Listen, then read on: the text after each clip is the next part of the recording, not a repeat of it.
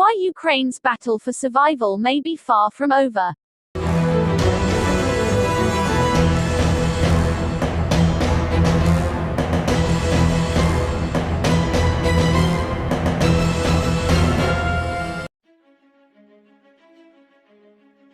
Another day of horrific civilian carnage in Ukraine underscored the desperate need for a ceasefire and explained why an end to the barbaric war may still be far away.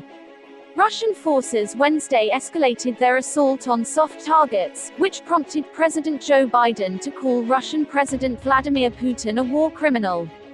The fate of hundreds of people sheltering in a theater in the coastal city of Mariupol is unknown after a Russian barrage slammed into a building flanked with the word "children" on the ground to ward off attacks. People at the theater began emerging alive, according to a short statement posted Thursday on Facebook by the former head of the Donetsk region, though it was not yet clear if this means all those inside the building survived. Another bombardment hit a swimming pool in the same city used as a shelter.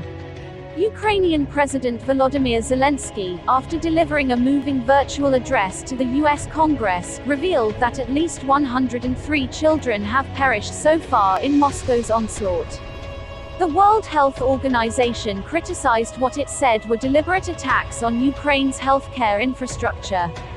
More than 3 million Ukrainians have fled in a refugee exodus. According to the UN, these are not simply tales of unfortunate, innocent civilians caught in the crossfire or a larger conflict. There are too many attacks for this to be anything but a deliberate Russian strategy of trying to bomb Ukraine into submission one civilian at a time. This assault, designed to cause maximum pain and destruction, is likely to further deepen the schism between the two countries and make it harder to find an accommodation to end the killing.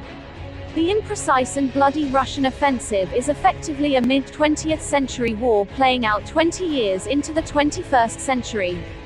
Scenes of fleeing civilians and extraordinary destruction in besieged cities almost look like they are taking place in grainy black and white 1940s newsreels treated with modern color techniques to bring them to life.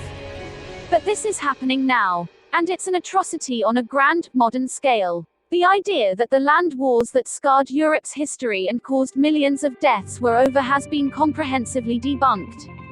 Putin is inflicting appalling devastation and horror on Ukraine, bombing apartment buildings, maternity wards, hospitals, Biden said Wednesday, unveiling another $800 million in military assistance for the country. I mean, it's god-awful. The possible contours of a ceasefire or longer-term deal to end the fighting have been widely discussed. They could include a pledge by Ukraine that it would not join NATO. Russia might demand some form of neutrality for its neighbor and a measure of demilitarization. Ukraine might need security guarantees from Western powers to sign up for a deal.